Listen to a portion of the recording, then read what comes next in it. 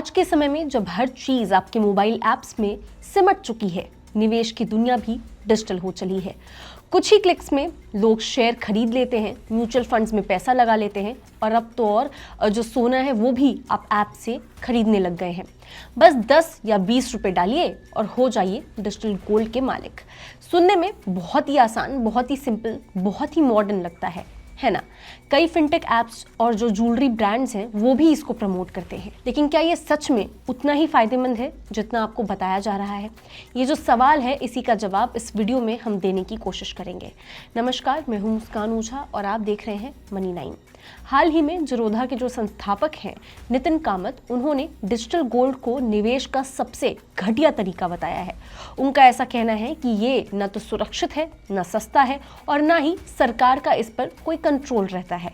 सेबी यानी कि securities and exchange board of India ने भी वार्निंग दी है कि डिजिटल गोल्ड पर किसी भी सरकारी संस्था का कोई कंट्रोल नहीं है। यानी कि अगर किसी दिन ये जो सुविधा है वो देने वाला ऐप या फिर प्लेटफॉर्म अचानक बंद हो जाता है तो निवेशक के पास कुछ भी नहीं बचता है।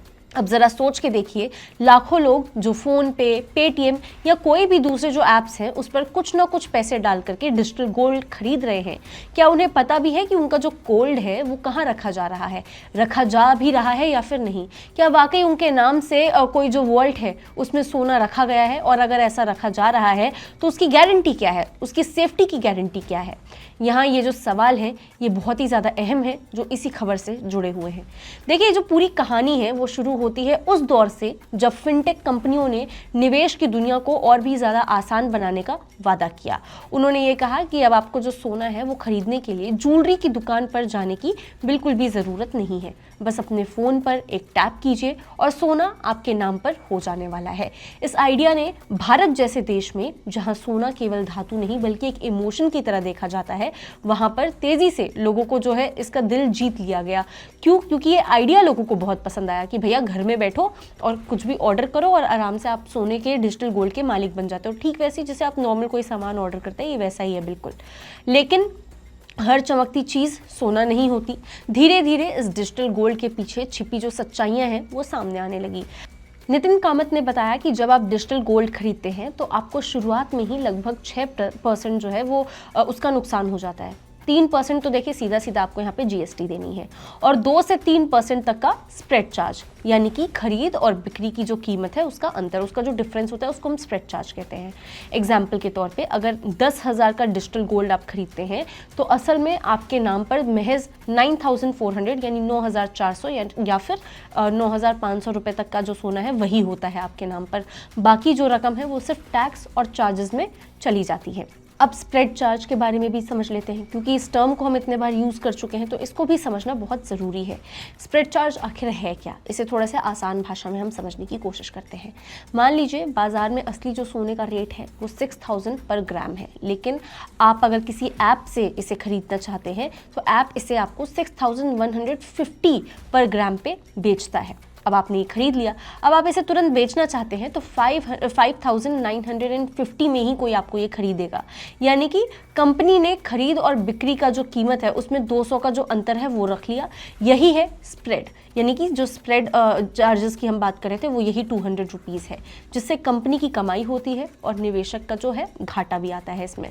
अब सेबी ने भी इसके ऊपर बहुत अच्छी खासी चेतावनी दी है। सेबी ने चेतावनी देते हुए साफ कहा है कि डिजिटल गोल्ड किसी भी रेगुलेटरी स्कोप में नहीं आता। मतलब अगर कोई कंपनी दिवालिया हो जाती है या उसका जो सर्वर है वो बंद हो जाता है, जिस भी रीज़न से कंपनी बंद पड़ गई, ठप पड़ गई, तो आपका जो पैसा है वो आपका सोना, दोनों का दोनों जो है वो हवा हो सकता है। यानी पैसा भी गया, सोना भी गया।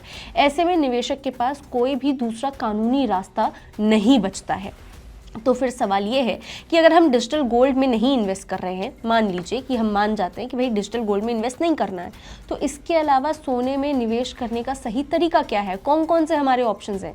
इसका जो जवाब है वो खुद नितिन कामत देते हैं। उनके मुताबिक जब भी SGB यानी कि जो सॉवरेन गोल्ड बॉन्ड है उसकी जो नई किस्तें हैं वो बंद हो चुकी हैं हाल फिलहाल, तो सबसे बेहतर और सेफ ऑप्शन है गोल्ड ETF। ये सेबी से रेगुलेटेड है, पूरी तरह ट्रांसपेरेंट है और ज़रूरत पड़ने पर आप इसे बाजार में आसानी से बेच भी सकते हैं।